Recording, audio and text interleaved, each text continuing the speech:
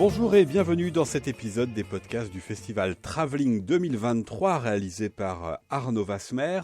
Du 7 au 14 février, ce sera le Chili et sa capitale Santiago qui seront à l'honneur. De cela, nous allons en parler en votre compagnie. Thierry Méranger, bonjour. Bonjour à vous.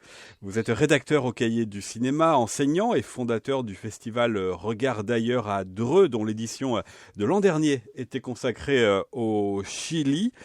Donc vous avez déjà eu l'occasion d'explorer la manière dont le cinéma regarde, parle, montre le Chili et sa capitale Santiago. Mais la première question est par rapport à justement cette ville de Santiago de Chili. À quoi est-ce qu'elle ressemble au cinéma? Ressemble-t-elle ou non, d'après ce que vous pouvez en connaître, Thierry Méranger, à ce que connaissent ses habitants au quotidien?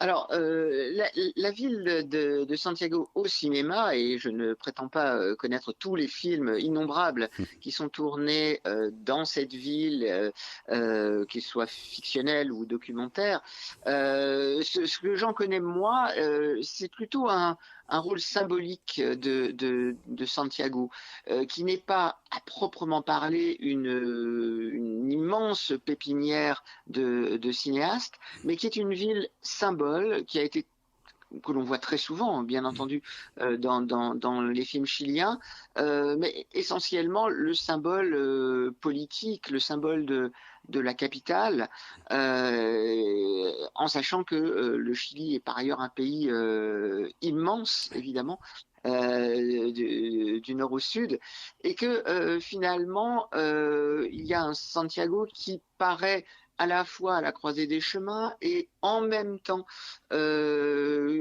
qui incarne peut-être plus difficilement que d'autres une forme de régionalisme que l'on trouve dans tout le Chili, hein, du nord au sud.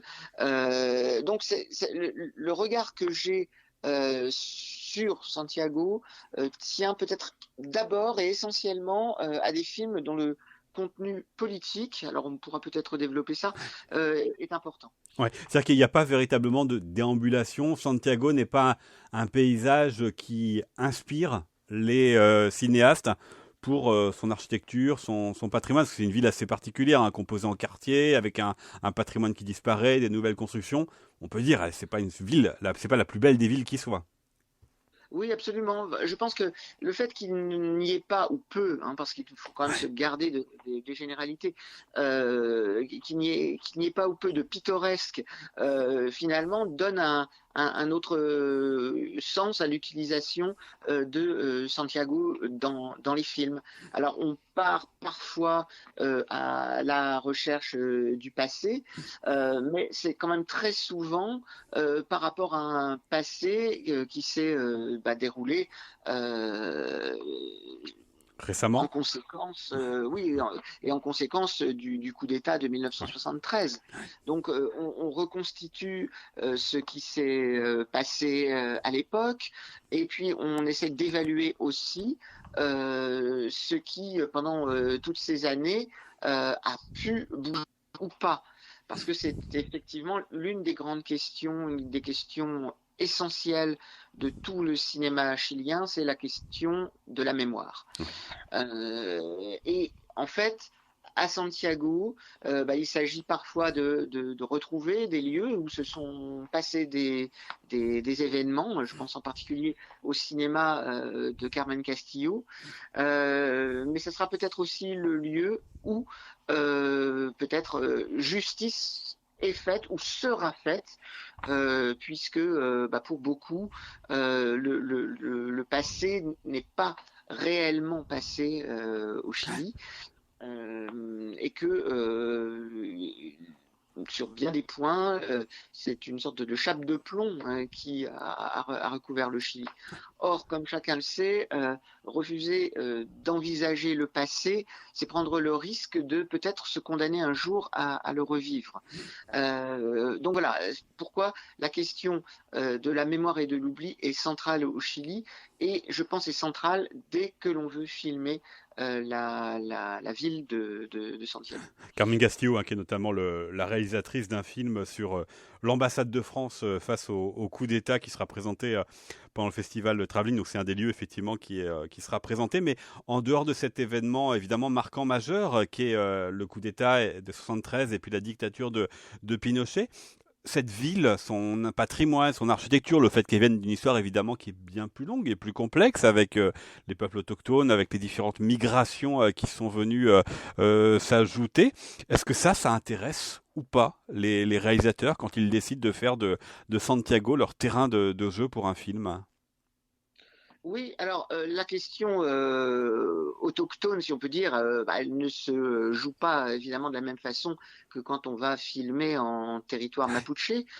En revanche, ce qui est extrêmement visible et sensible, c'est ce qui se joue au niveau de la description des classes sociales. Le cinéma de fiction propose en réalité une forme de vision en coupe de la société chilienne, notamment à travers la question des classes sociales. Je pense en particulier à un film comme La Nana de Sébastien Silva, qui montre une bonne à tout faire, on voit à la fois ses rapports avec la classe dominante à laquelle elle n'appartient pas, hein, de fait, et puis son rapport avec d'autres filles qui appartiennent littéralement à sa classe sociale à elle, et on voit que la réalité est tout aussi impitoyable. Et ce qui est assez intéressant, c'est que en discutant avec les Chiliens, on se rend compte que ce personnage de Nana, donc de bonne à tout faire, d'employée de maison, est quelque chose qui correspond à une réalité de la société chilienne. Alors, on pourrait décrire cela, par exemple, de façon extrêmement négative en disant que voilà, c'est une société où exploitants et exploités cohabitent, mais la réalité est beaucoup plus complexe puisque on se rend compte qu'il n'y a pas que les gens très riches, par exemple, qui embauchent des nanas, et que si du jour au lendemain il n'y avait plus de nanas, eh bien au niveau de l'emploi, ce serait une catastrophe absolue pour l'économie chilienne. Donc voilà, ça fait partie des choses que l'on voit à travers les films. Et je voudrais signaler la présence dans pas mal de films, et en particulier dans La Nana, d'une actrice qui s'appelle Catalina Saavedra, qui est une très grande actrice chilienne et qui incarne bel et bien cette cohabitation, on va dire, des différentes classes à travers les personnages qu'elle incarne. Alors depuis le début de cet entretien, Thierry Méranger, finalement, on a parlé d'un cinéma extrêmement politique, extrêmement social. Le pur divertissement de fiction, est-ce qu'il a sa place dans les films tournés à Santiago de manière particulière, tournés dans le Chili de manière générale? Alors, cette fiction existe, hein, je ne vais pas du tout le cacher, mais on se rend compte malgré tout, voilà, que ce qu'on pourrait appeler les grosses comédies ne sont pas les films chiliennes, en tout cas celles que nous connaissons. Hein, il faut Oui. toujours, Il y a une production locale qui passe pas les frontières, oui. Voilà, elle ne passe pas les frontières. Personnellement, j'ai vu quelques comédies, et c'est vrai que il est rare que on rit vraiment à plein poumon et sans honte euh, en voyant les films chiliens. Alors évidemment, ça tient à l'histoire. Il y a quelques cinéastes qui travaillent la question de la comédie, mais souvent peut-être de façon un petit peu plus acide ou de façon plus aigre-douce. Je pense en particulier au cinéaste Christian Jiménez. Mais voilà, j'ai vu récemment un film de Ricardo Larraín. Alors c'est pas le Larraín, le maître que l'on connaît, qui s'appelle Chile Puede, sur en gros une comédie sur la conquête de l'espace vue du côté chilien, et très honnêtement, comme quelques autres, ça ne nous fait pas rire, nous. En tout cas, peut-être attendons-nous autre chose du cinéma chilien, notamment à travers un certain nombre de films qui vont évoquer la question du Chili, mais ou renvoyer à des questions de société Mais qui sont les nôtres aussi, hein. mais est-ce que c'est vrai pour le cinéma qui est tourné ailleurs de Santiago? Parce que c'est un pays à la géographie particulière, hein, 4300 km tout en longueur, à l'ouest de l'Amérique du Sud, avec la Terre du Feu, avec le désert d'Atacama, bref, avec des géographies extrêmement diverses. Alors est-ce qu'on retrouve le même genre de film, le même genre d'histoire et de rapport à la réalité dans dans tous ces cinémas-là? Je pense que oui, d'une certaine façon. Ce que je veux dire, c'est que il est très difficile, lorsque l'on aborde euh, des sujets très divers, de faire abstraction de ce passé et de ce qui s'est passé à Valparaiso, par exemple, ou ailleurs. Euh, et je crois qu'effectivement, pour qui connaît l'histoire, un tout petit peu l'histoire du Chili, il est facile de voir qu'il y a toujours une forme de sous-texte. Je vais vous donner un exemple. L'un des films les plus célèbres ces dernières années, des films chiliens les plus célèbres, ce sont parmi les films de Sébastien Lelio, c'est Une femme fantastique qui a obtenu l'Oscar à Hollywood, quand même, Belle excusez reconnaissance, ouais. une jeune femme transgenre qui perd en fait son amant qui est voilà, qui était l'homme de sa vie et qui n'est plus du tout absolument pas reconnu, qui n'est plus rien à partir du moment où cet homme meurt. On ne reconnaît ni son amour, ni un quelconque droit qu'elle pourrait avoir quant à sa mémoire à lui. Et donc, on peut dire qu'a priori, la question transgenre est une question qui peut parcourir le cinéma mondial.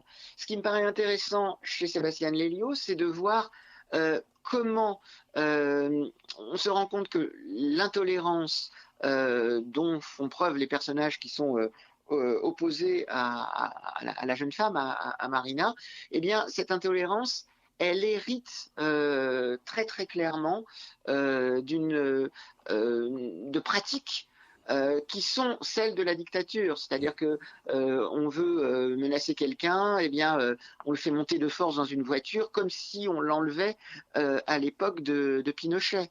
Je pense à un autre film de Lelio qui est Gloria, où Ces on deux va films-là seront s'apercevoir. présentés pendant le Festival Travelling d'ailleurs, hein, Gloria et puis Voilà, tout à Une fait, femme tout à fantastique fait. avec Navidad, un troisième film de Sébastien Lelio. Ouais. Tout à fait, ce sont des films vraiment majeurs.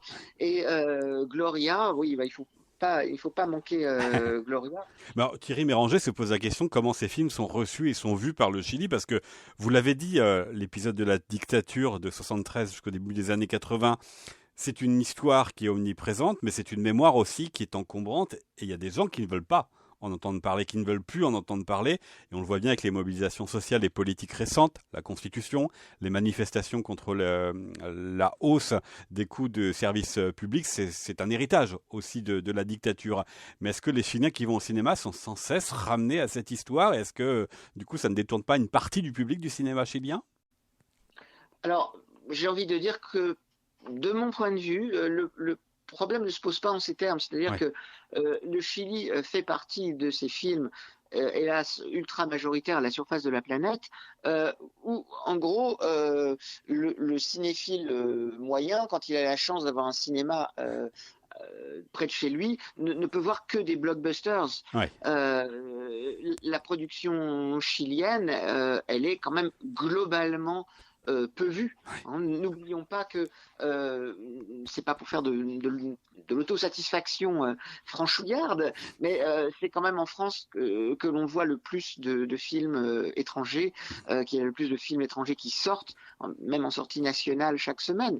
Donc le Chili non seulement voit peu de films étrangers, mais il ne voit que très difficilement, il ne montre que très difficilement ces films qui correspondent à ce qu'on appelle, nous, le cinéma d'auteur. Alors, il les découvre effectivement il peut les découvrir à travers des festivals, par exemple. Mais encore une fois, cela ne touche qu'une petite partie de la population, et une partie de la population qui, elle, globalement, s'accommode très bien du silence politique qui peut régner. Je ne pense pas qu'on puisse dire qu'il y ait une surabondance, on va dire, de films avec un contexte politique qui créerait un effet de lassitude.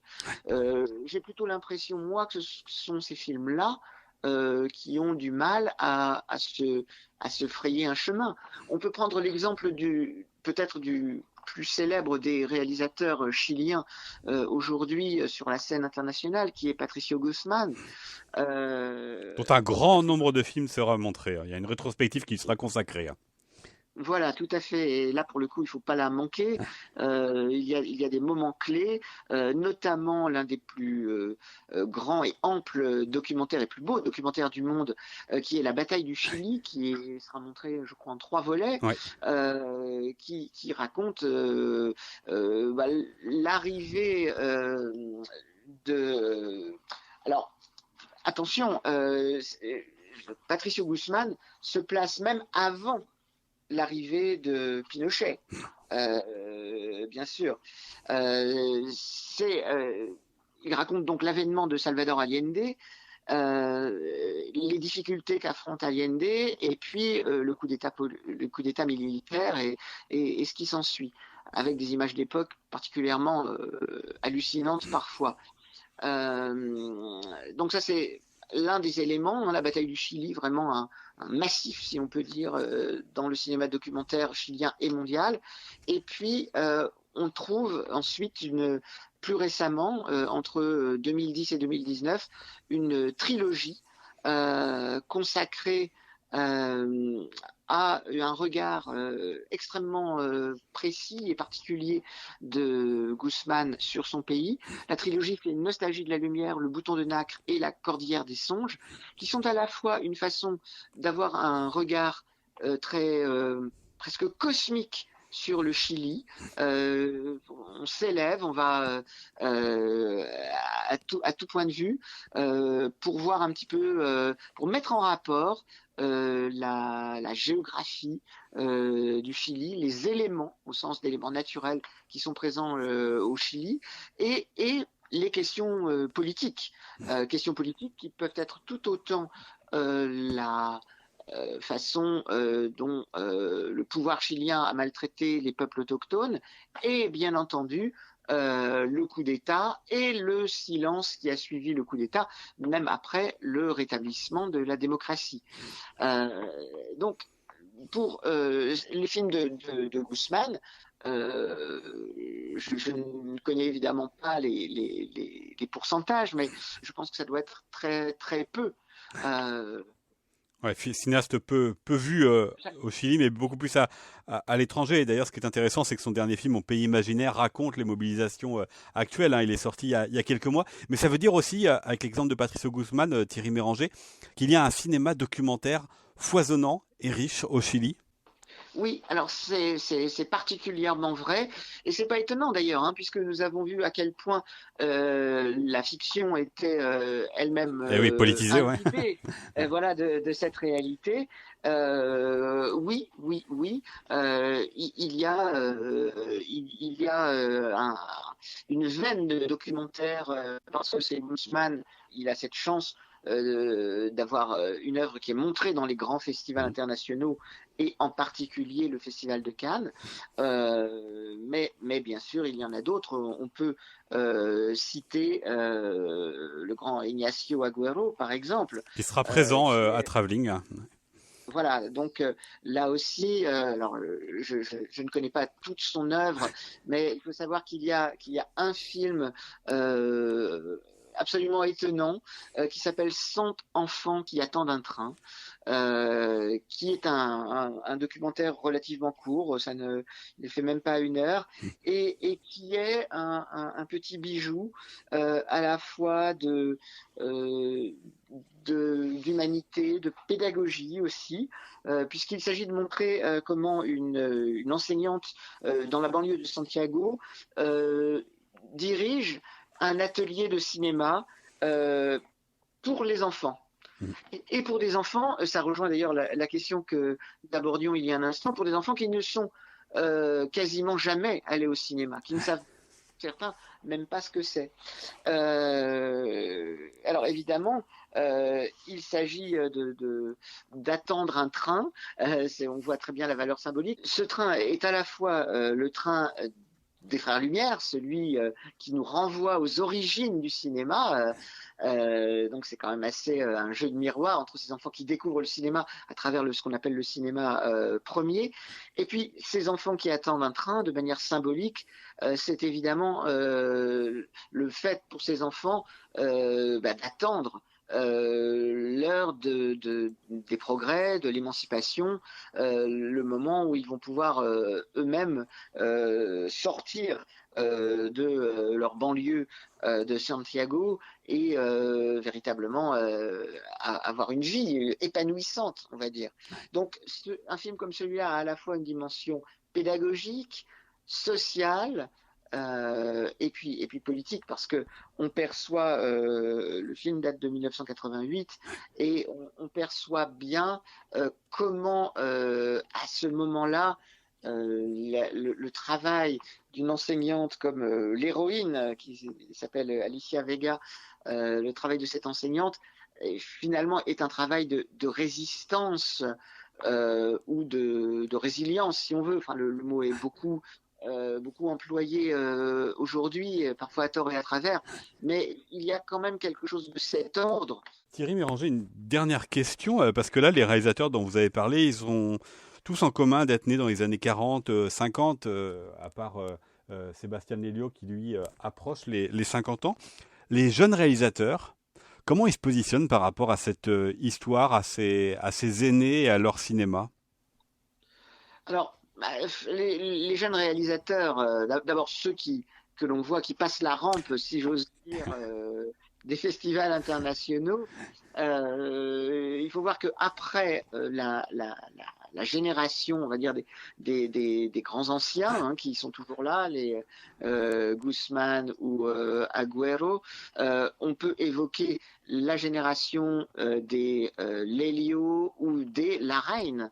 On n'a pas encore parlé de Oui. lui. C'est quelqu'un qui est particulièrement important, Pablo Larraín, Dont plusieurs films aussi avec seront montrés. tout à fait, et qui commence lui aussi avec une trilogie qu'on pourrait appeler la trilogie du coup d'État, avec Tony Maniero, le suivant No. c'est Santiago Ouais. 73, et puis après il y a No, film formidable. C'est un film qui tient à la fois de la comédie, mais aussi qui est d'une gravité extrême. Et on voit que après avoir fait ces films, donc cette trilogie, globalement, Pablo Larraín essaye d'évoquer d'autres choses, hein. Il revient par exemple au personnage de Neruda. Est-ce que le Voilà. Chili était aussi un grand pays d'écrivains? Effectivement, il y a un aspect très très littéraire au Chili, que l'on va bien entendu remarquer à travers la filmographie. Alors dans le cas de Neruda, effectivement, Neruda, voilà, figure un peu totémique, si l'on peut dire. Ce qui est intéressant, c'est de comparer les visions que l'on peut avoir de Neruda, et ça sera possible grâce à la programmation de Travelling. On peut voir le Neruda de Pablo Larraín, un regard objectif, pas le moins du monde, sur le poète, il est vu à travers les yeux d'un enquêteur qui essaye tout simplement de le capturer, de le coincer. Et c'est un film extrêmement intéressant, mais parce que fantasmatique, en fait. Et ce qui est intéressant dans la démarche de Pablo Larraín. En revanche, on pourra approcher un autre versant, on va dire, du mont Neruda, avec Cantalao de Diego del Pozo, qui est un documentaire très contemporain qui raconte en fait l'histoire de ce lieu mythique qui est créé par Neruda, qui est Cantalao, qui est une sorte de fondation au bord de la mer pour accueillir des poètes, des artistes, des scientifiques. Et en fait, la question que pose Diego del Pozo à travers Cantalao, c'est simplement de savoir ce qu'il est advenu de l'héritage de Neruda. Et c'est toujours ça la question. La question de l'héritage est évidemment quelque chose de central au Chili. Alors, évidemment, pour les cinéastes les plus récents, toute la gageure est de se dire qu'on va évoquer malgré tout ces questions, ce passé, mais ne pas sans cesse faire des films qui ne feraient qu'évoquer Pinochet. Voilà, c'est effectivement l'un des soucis quand il y a une histoire aussi prégnante. Et puis, je rajoute une dernière question, Thierry Méranger, peut-être en un seul mot. Il y a 2 réalisateurs dont on n'a pas parlé, ils sont franco-chiliens. Le premier, certains de ses films seront montrés. C'est Alejandro Jodorowsky et Raoul Ruiz. Je les cite parce que c'est peut-être les cinéastes chiliens ou franco-chiliens les plus connus. Par rapport à tout ce que vous venez de dire, comment est-ce qu'ils se positionnent? Est-ce qu'ils sont vraiment atypiques dans ce cinéma chilien? Alors, effectivement, d'une certaine façon, mais pas du tout pour les mêmes raisons, je dirais que Ruiz et Jodorowsky peuvent être considérés comme les inclassables, en quelque sorte. Jodorowsky ne passe pas du tout son temps à se revendiquer comme chilien, par exemple. Et effectivement, quand on voit ses premiers films, notamment au Mexique, on peut penser à La Montagne Sacrée, on peut penser à El Topo. On se dit, oui, le Chili n'est pas franchement là. On est dans un univers complètement fantasmatique et fantastique, hérité d'autres genres, parfois comme le western, avec une dimension spirituelle et spiritualiste affirmée. Ce qui est assez quand même, malgré tout assez intéressant, c'est de voir que parmi les derniers films de Jodorowsky, il y a des films qui sont beaucoup plus nettement autobiographiques, plus ouvertement autobiographiques, et qui renvoient à l'enfance et à la jeunesse de Jodorowsky au Chili. Mais néanmoins, je pense que les 2 films captent quelque chose à travers l'excès bien connu de Jodorowsky, le cinéma de l'emphase totale. Ça capte quelque chose de l'esprit chilien à travers une forme de folie, va-t-on dire. Voilà.